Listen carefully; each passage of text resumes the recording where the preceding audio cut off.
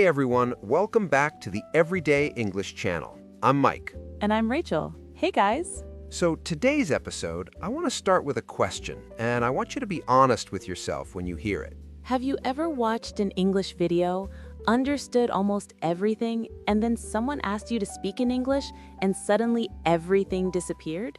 You understood the words, you followed the conversation, but when it was your turn to speak, nothing came out.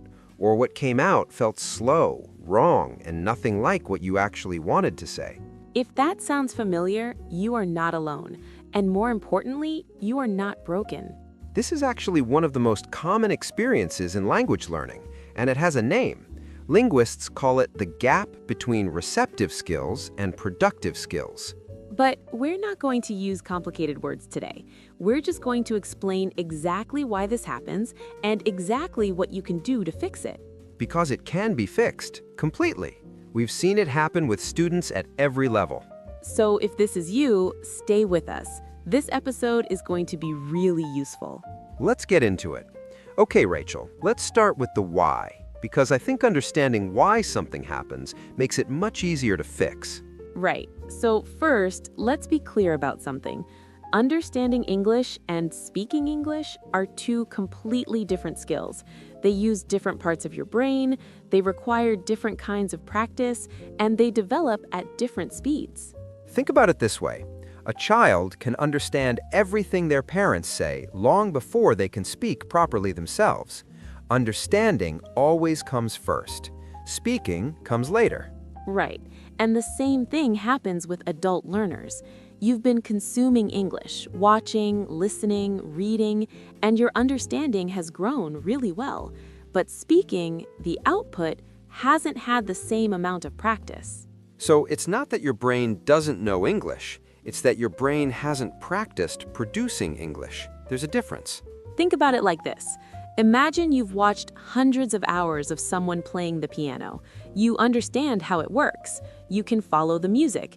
You know what a good piece sounds like. But if someone sat you down at a piano right now, you couldn't play, because watching and doing are completely different things. Understanding English is like watching someone play piano.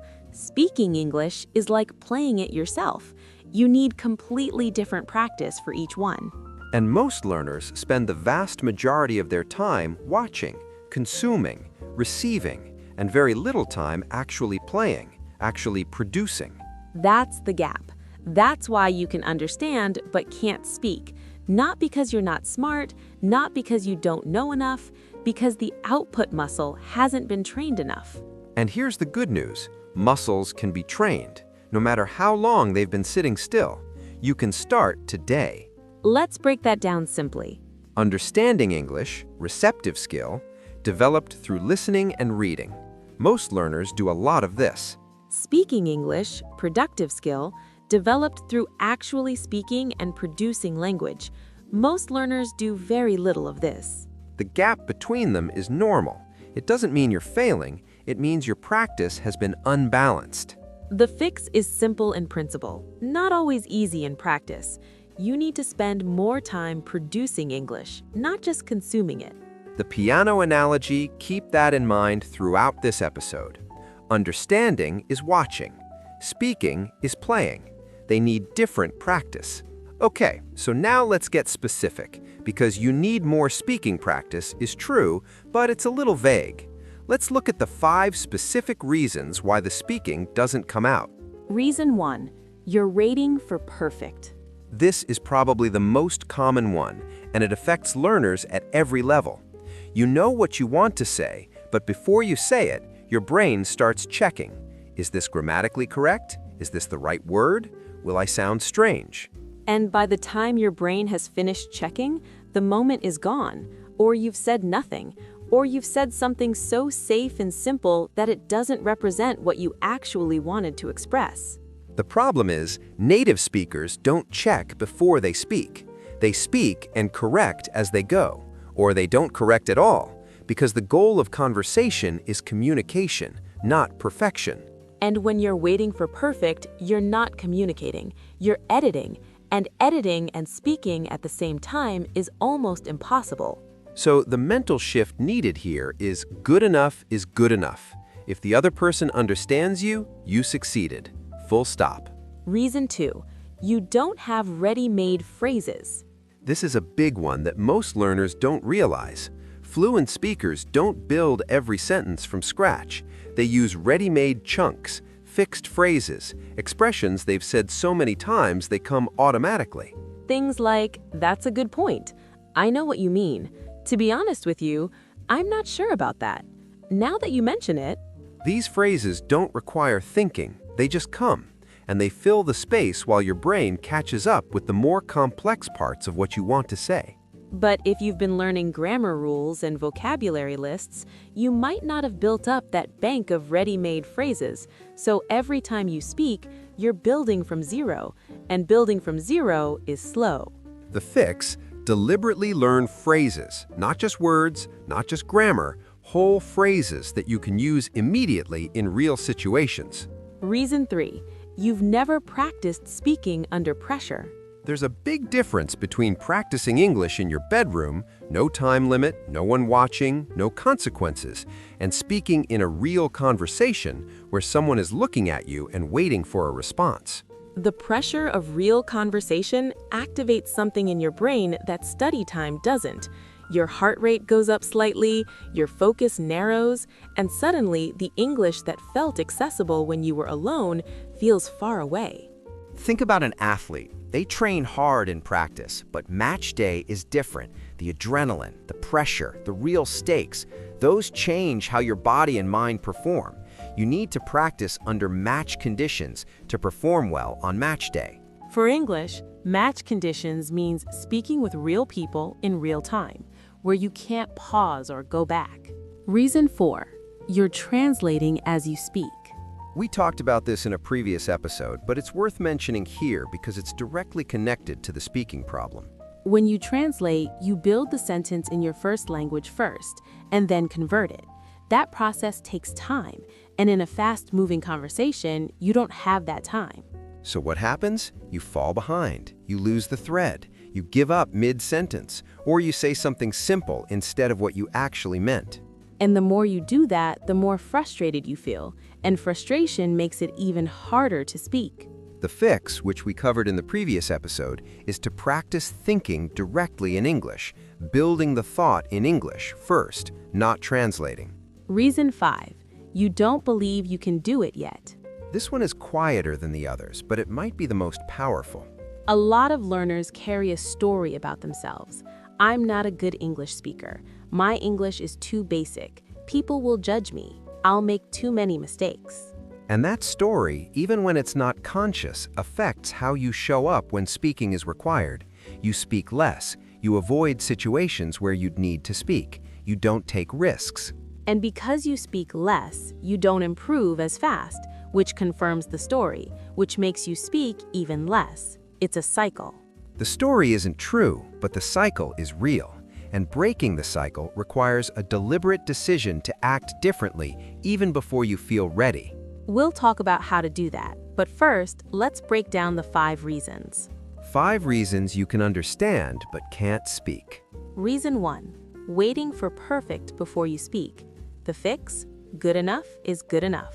Reason 2. No bank of ready-made phrases. The fix: learn phrases, not just words. Reason 3. Never practiced speaking under pressure. The fix: practice in real conditions with real people. Reason 4. Translating as you speak. The fix: build thoughts directly in English. Reason 5. A limiting story about yourself. The fix: act before you feel ready. Break the cycle. Okay, the fixes. Let's go deep on each one, not surface level. Real, practical, specific things that work. Fix 1. Start speaking before you feel ready. I know that sounds obvious, but most people are waiting for a feeling of readiness that never comes. They think, when I know more vocabulary, I'll be ready. When my grammar is better, I'll be ready. When I'm more confident, I'll be ready. But confidence doesn't come before speaking, it comes from speaking. You cannot think your way to speaking confidence. You can only speak your way there. So the fix is start now with the English you have, even if it feels incomplete, even if you make mistakes, even if it's slow. Every conversation you have, however imperfect, is building the speaking muscle, and the speaking muscle only grows when you use it. A practical starting point: speak to yourself, in English, out loud, every day. Describe what you're doing, talk about your day, give your opinion on something you watched. Nobody is listening. There is no pressure, but your mouth is practicing. Your brain is practicing. The connections are forming. Start there, then move to speaking with other people when you feel even a little more ready. Fix 2. Build a phrase bank. A phrase bank is a personal collection of ready-made English phrases that you know so well you can use them without thinking. And building one is simple. Every time you hear or read a phrase you like, write it down, say it out loud 5 times, use it in a sentence, and then find a chance to use it in real conversation within the next day or 2. Because repetition is what moves a phrase from knowing it to owning it. You need to say a phrase many times before it becomes automatic. Start with phrases that cover the most common moments in conversation: agreeing, disagreeing, buying time, asking for clarification, sharing an opinion. Things like, "That makes sense. I see what you mean. Can I ask you something? I'm not sure I follow. What do you think? To be honest with you, now that you mention it." These phrases are the glue of real conversation. They keep things flowing while your brain catches up. And once you have them, you'll feel much less lost in conversation because you always have something to say, even when you need a moment to think. Fix 3. Practice speaking in real time. Not in your head, not in writing, out loud, in real time, with the pressure of actually having to produce something. The best way: find a speaking partner, someone who also wants to practice English, a classmate, a friend, a language exchange partner online, anyone who will have real conversations with you in English. Regular, consistent, even 15 minutes a week is better than nothing, but more is better. And when you're in those conversations, don't prepare scripts, don't read from notes. Just talk. Let it be imperfect. Let there be pauses. Let yourself make mistakes. Because those imperfect real-time moments are where the real learning happens, not in the perfect rehearsed version, in the messy live version. Another option: speaking challenges. Set yourself a challenge every day. 1 minute of speaking on a topic. No preparation. Just pick a topic and talk. The weather, something you ate, a film you watched, an opinion you have, anything. 1 minute, out loud, every day. You can record yourself if you want. Listen back. Notice what felt natural and what didn't. That reflection is really valuable.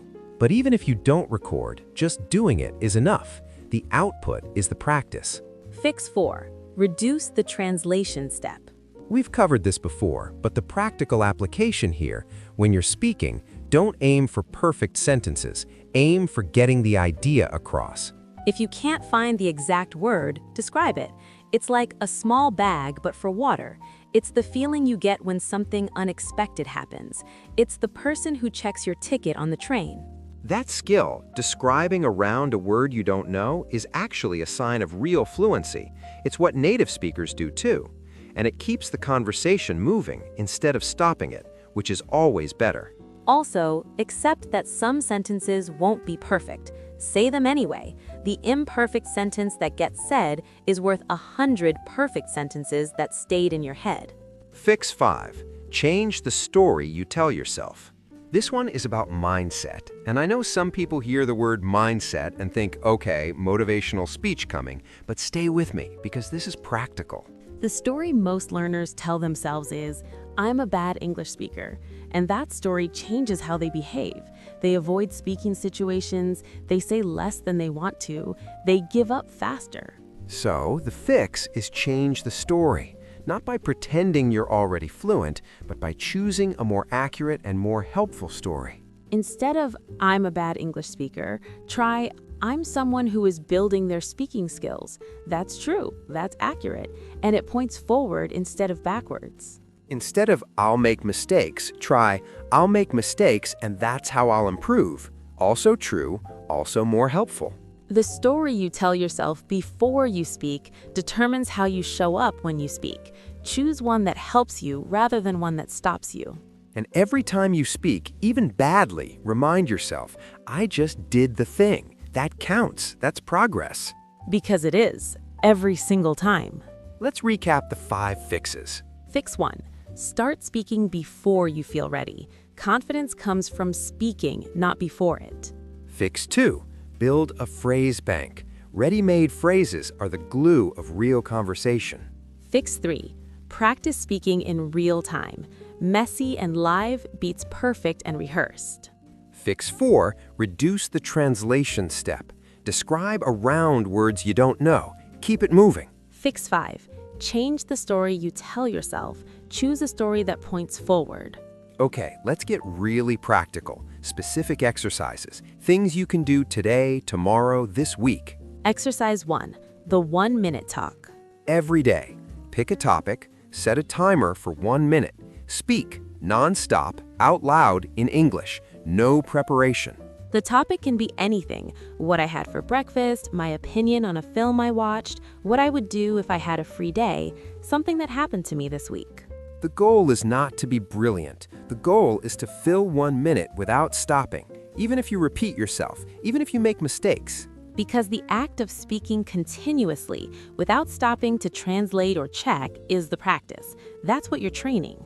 After a week of this, try 2 minutes. After a month, try 3. You will notice the difference. Exercise 2. The shadowing technique.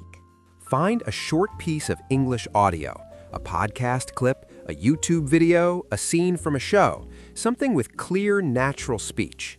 Listen to a sentence, pause, repeat it out loud, trying to match the speed, the rhythm, the stress, the natural flow. Not just the words, the feeling, the way a native speaker would say it. This exercise does something really important. It trains your mouth to produce English sounds and patterns, not just your brain to understand them. And it gives you a model to imitate, which is exactly how children learn to speak. They hear it, they copy it, they internalize it. Do this for 10 minutes a day, even 5 minutes. It adds up faster than you think. Exercise 3, the conversation challenge. Set yourself a weekly challenge. Have one real English conversation with a real person this week, even a short one, even 5 minutes. This could be a language exchange partner, a classmate, a friend who also speaks English, anyone. The rules: no preparation, no scripts. Just talk about anything. And after the conversation, write down 2 or 3 things that came up that you found difficult, words you couldn't find, phrases you needed but didn't have. Then look them up, learn them, add them to your phrase bank, so next time you have them ready. That loop, speak, notice gaps, fill gaps, speak again, is one of the fastest ways to improve. Exercise 4. Record yourself. This one feels uncomfortable for most people, but it is incredibly useful. Once a week, record yourself speaking in English for 2 minutes on any topic, then listen back. Notice 3 things. 1 thing you did well, 1 thing you want to improve, 1 phrase you want to say differently next time. You don't need to share the recording with anyone, it's just for you. But listening to yourself speak is one of the most honest forms of feedback you can get. And most people are surprised, both positively and negatively, when they hear themselves. You might be better than you think, or you might notice a habit you didn't know you had. Either way, that awareness is progress. Exercise 5. Use English in real situations. This one sounds simple, but a lot of learners avoid it. They keep English as something they study, not something they live in. So, the challenge, find 1 real situation this week where you use English. Order a coffee in English if you can, ask a question in English, reply to a message in English instead of your first language. Small, real uses, because real use, even tiny, does something that practice exercises can't fully replicate. It connects English to real life, to real outcomes, to real communication. And when English feels real, it becomes part of you in a different way, not just a school subject, a living thing you actually use. That shift from studying English to living in English is when everything starts to change. Quick recap of the 5 exercises. Exercise 1, the 1-minute talk, every day, any topic. Exercise 2, shadowing. Listen, pause, repeat. Match the rhythm and feel. Exercise 3, the weekly conversation challenge, 1 real conversation. Notice gaps, fill them. Exercise 4, record yourself. Listen back. One good thing, one to improve, one phrase to change. Exercise 5. Use English in real situations, small but real, every week. Okay, this section is really important because a lot of people do the work but then feel like they're not progressing, and that feeling can make you give up right before a real breakthrough. So let's talk about what real progress looks like, because it doesn't look like the way most people expect. Most people expect progress to feel like a straight line. Every day a little better, every week noticeably better. Easy to see, easy to measure. But language learning doesn't work like that. It works in plateaus and jumps, long, flat periods where it feels like nothing is changing, and then sudden moments where something clicks and you feel significantly better. And most people quit during the plateau. They think, I've been doing this for weeks and I'm not improving. But they are improving. They just can't see it yet. Here's a sign that you're actually progressing, even when it doesn't feel like it. Sign 1. You make different mistakes than you used to. Not necessarily fewer, different. That means your English is becoming more complex. Sign 2. You catch your own mistakes. You say something and immediately think, no, that's not right, and you correct yourself. That self-correction is a sign of growing awareness. Sign 3. You understand more in conversation. Even if your speaking hasn't changed, your listening is improving, and that matters. Sign 4. Speaking feels less exhausting. The mental effort of producing English is decreasing. Things that used to take effort are starting to feel lighter. Sign 5. You surprise yourself. You say something and think, I didn't know I could say that. Those moments of surprise are your brain showing you what it's been building quietly. Progress is happening, even when you can't see it, especially when you can't see it. Trust the process. Stay consistent. The plateau always ends with a jump, but only if you stay in it long enough. 5 signs you're progressing, even when it doesn't feel like it. Sign 1. You're making different mistakes. More complex English means more complex errors. Sign 2. You catch your own mistakes. Growing self-awareness. Sign 3. You understand more in conversation. Receptive skills are strengthening. Sign 4. Speaking feels less exhausting. The mental effort of producing English is decreasing. Things that used to take effort are starting to feel lighter. Sign 5. You surprise yourself. You say something and think, I didn't know I could say that. Those moments of surprise are your brain showing you what it's been building quietly. Progress is happening, even when you can't see it, especially when you can't see it. Trust the process. Stay consistent. The plateau always ends with a jump, but only if you stay in it long enough. 5 signs you're progressing, even when it doesn't feel like it. Sign 1. You're making different mistakes. More complex English means more complex errors. Sign 2. You catch your own mistakes. Growing self-awareness. Sign 3. You understand more in conversation. Receptive skills are strengthening. Sign 4. Speaking feels less exhausting. The mental effort of producing English is decreasing. Things that used to take effort are starting to feel lighter. Sign 5. You surprise yourself. You say something and think, I didn't know I could say that. Those moments of surprise are your brain showing you what it's been building quietly. So, before we close, I want to share a short story because I think sometimes hearing about someone else's experience makes everything feel more real. Go ahead. So, I had a student. I'll call her Maria. She came to me about 2 years ago. Her English reading and listening were excellent. She could read a newspaper article and understand almost everything. She could follow a podcast without subtitles. But speaking? Speaking was almost impossible for her. She would open her mouth and freeze. She told me, I know the words, I just can't get them out. So what did she do? We started very small, just talking to me in our lessons about anything. I told her mistakes don't matter in this room. The only rule is keep talking. And how did that go at first? Hard, really hard. Long pauses, half sentences, a lot of how do you say, and I never gave her the word immediately. I waited. I let her find it or describe around it. Why did you do that? Because finding a word yourself, even slowly and imperfectly, trains the brain far more than being given it. The struggle is the learning.